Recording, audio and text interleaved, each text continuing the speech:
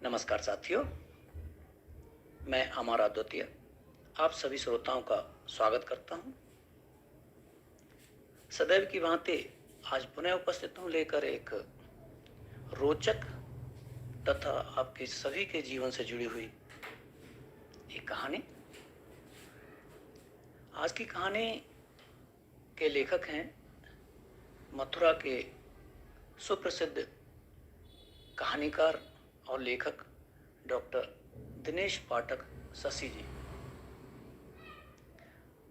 लेखक के बारे में सूक्ष्म परिचय देता चलूं कि वे वर्ष 1975 से निरंतर रचना कार्य में जुटे हुए हैं। आपकी अनेक संग्रह जैसे कहानी संग्रह, ब्रजभाषा कहानी संग्रह, लघु कथा संग्रह, बाल कहानियाँ, बाल उपन्यास, व्यंग्य संग्रह आदि इत्यादि प्रकाशित भी हो चुके हैं और पुरस्कृत भी हो चुके हैं।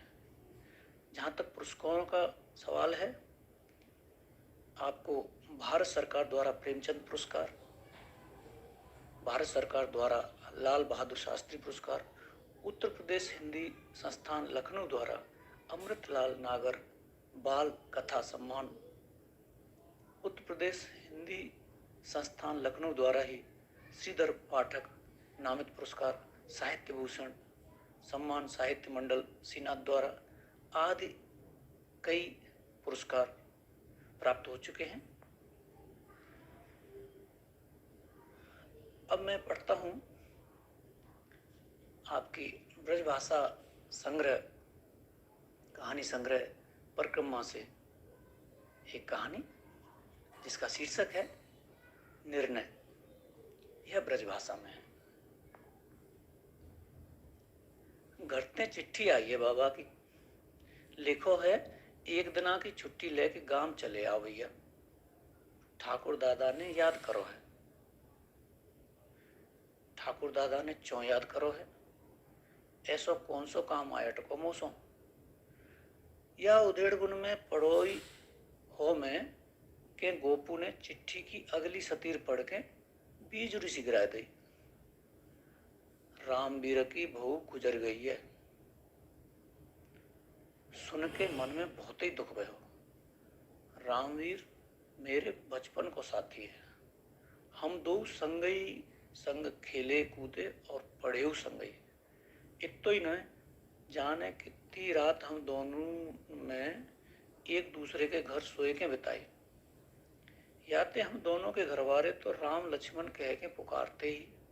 मोहल्ला पड़ोस और गांव के हु सबू पूर्व जन्म के सगे भाई हैं दो, कहें के बतरावत है।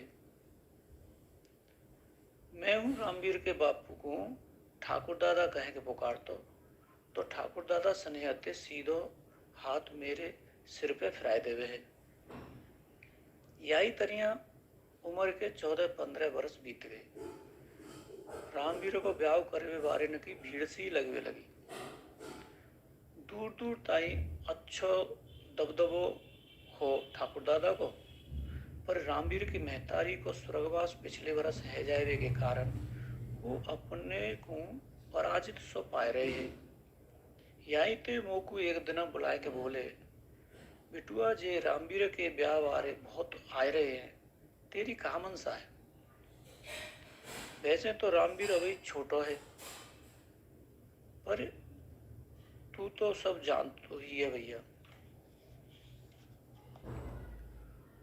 और या तरिया रुकत रुकावत हो रामवीर को ब्याह 9वीं जमात पास करत ही है गयो।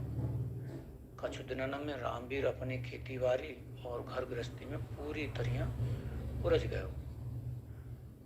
पढ़ाई तो तभी छूट गई थी, पर शहर में पढ़वे के बावजूद वाने अपने ते अलग नाए होंदय हो मोक। कबू चिट्ठी में पूरे घर मोहल्ला और गांव की बात लिख भेजे हो, तो कबू खुद ही मेरे पास चले आवे हो। गांव ते कछु न कछु ले गए। दिन जाने कब पर लगाए के फुर रह गए। पढ़ाई पूरी करने के बाद मैं वो अपनी नौकरी में उलझ के रह गया। तो शादी ब्याह के बाद तो जैसे गांव की गैल भूल गए हो। तो कैसी हो है ये परतंत्रता। गांव के साथी संगन की और अपने घर बार की याद आए के बावजूद बहुत ही कम है गए हो गांव को जाए। वो कबू छुट्टी ना मिली तो कबू कुछ और काम नहीं कर आयो। कबू कबू तो लगे कि वर्षन पहले हमारे पुरखन ने कितनी खरी उतरे वाली कहावत न की रचना कर डाली है। घाघ बड्डरी की निशिक चाकरी भीख निदान ऐसे में बार बार याद आए लगी ही। कहा सोच रहे हो गोपू के बापू। पानी की गगरिया सिर ते उतार के आलते पे रखत वही गोपी की मैया की आवाज सुन के वो अतीत के झरोखा थे वर्तमान में आएगा। अचानक कब भीग गई नैनन की कोर को रूमाल ते पहुंचत भय बाने गांव ते आई चिट्ठी के बारे में बताए दी। जब बस में उतरो तो शाम को अंधेरो दूर दूर तक छान लगे हो। तो जालक नजर जावे बाई लंकु पेड़ पौधाऊ अजीब अजीब सी सकल सूरत न के दिखाई दे रहे थे। पंछी के तो उड़ के अपने अपने घोंसलों में जाए छुपे है कि फिर रहे से इक्का दुक्का जल्दी में अपने ठिकाने पहुंचवे के लिए उड़े चले जा रहे हैं। ऐसे में अबई बापू 1 मील पैदल चल के अपने घर पहुंचना हो।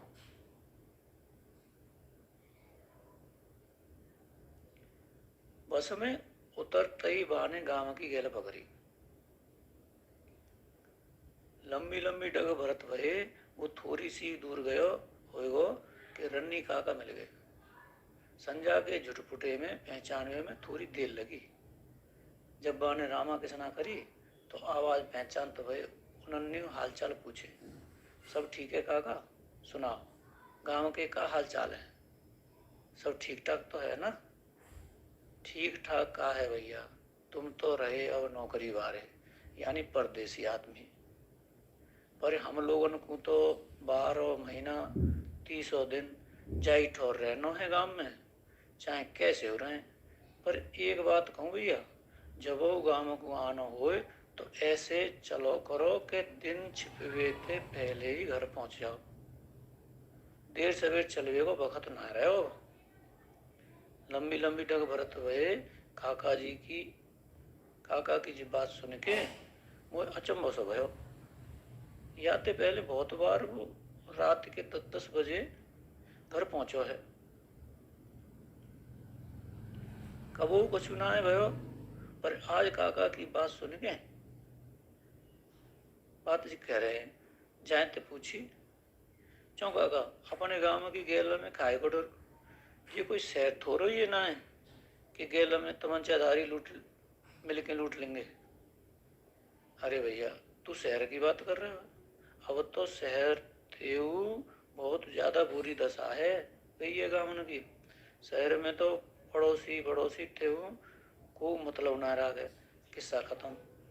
पर गांव में तो सब जानते हैं या कोने ते बा कोने तक एक दूसरे को बस इतने तो को एक दूसरे की बढ़ोतरी ना देख सके। जलन के मारे चरभुन के राख और घमंड के मारे बम के गोला बन गए। अब बर्दाश्त भर के नायरे ही कहूँ मैं। तुम तो भैया बहुत दिन में आए हो, तुमको कहा खबर कहा ना भयो जा गाँव में। अबई को 6-7 महीना पहले की बात है। रमुआ और मेघा में नेकसी बात है। तू मैं है गई बस। दो गए अपने अपने घर और देसी कट्टा निकाल लाए। एक तो खत्म है गयो बाइठोर और दूसरा जिंदगी ते बेकार सोए भयो परवर। और सुनो या वक्त तुम जा ठोर चल रहे हो, जाई ठोर की बात है को 3-4 दिन है गए। इतवार को दिन हो। गांव को छिद्दू नाऊ पेट में अपनी भैंसिया बेच के आ रहे। घेर लो चैठो 3-4 लठे तन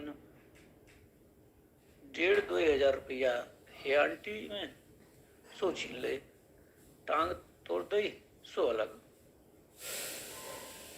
काका जी रामवीर की बहू को कुछ बीमारी है गई, बात को विषय बदलवे के ताई मैंने पूछी। भैया असली बात तो बंसी वारो ही जाने, पर एक तो जरूर है कि रामवीर की बहू अपनी मौत ना मरी। ये कहा कह रहे हो काका? मुंह को एकदम झटका सो लगा। भैया मैं तो ना कहूँ, पर मोड़ो कोनो को पकड़ो जाए। कहे बारे तो यहाँ तक कहें कि जा दिना जमुना पार के लंबरदास साहब ने कही कि त्यारो छोरा तो अब लगे ब्याह लाख, कहा बालक की नारे में फंदा डाल दे हो, तुम अब करते ब्याह तो घर भर जा तो घर। वाही दिनाते ठाकुर साहब है भूत तो सवार है गयो तो, और कुछ तंत्र मंत्र करवाए के अब भैया असली बात तो बंसीवार हो जाने। पर मरवे ते पहले बहू ने जैसी बात करी हती उनते तो रामवीर ते कहन लगी, सुनो जी जब सामने बारे नीम के पेड़ पे तो 3 दिन अंते मुझको कुछ सफेद सफेद सो दिखाई दे रहे है, देखियो ने। और रामवीर ने आंख चौड़ा चौड़ाए के बहुतेरो देखो पर कछु ना दिखो। फिर अगले दिन बाबू घर के दरवाजे पे खून के निशान दिखाई दे। लोटा में पानी लेके वो उन निशानन को साफ करवे लगी, निशानन को साफ करवे लगी। बाई वकते हाथ में सूजन और दर्द रहवे लगे। रामवीर ने बहुत देरो इलाज करायो, पर भैया तीसरे दिना तो बहुत चल ही बसी। और इन छोरी बारन को तो जाने कैसी लगी रहे कि एक के मरवे की देर न भई तब तलक तो 10 जने और आए गए बाको रिश्तो करवे को, पर रामवीर अपने बाबा की एक न मानी, आने दूसरो ब्याह करवे की साफ साफ मना करते ही है। अरे अवई बा की उम्र ही कहा है। तो ये बात है, ठीक है ब्याह तो करे हो रामवीर, पर ठाकुर दादा की घर भरवे को सपनो पूरो ना है सके। वो मन ही मन निर्णय करत वहे,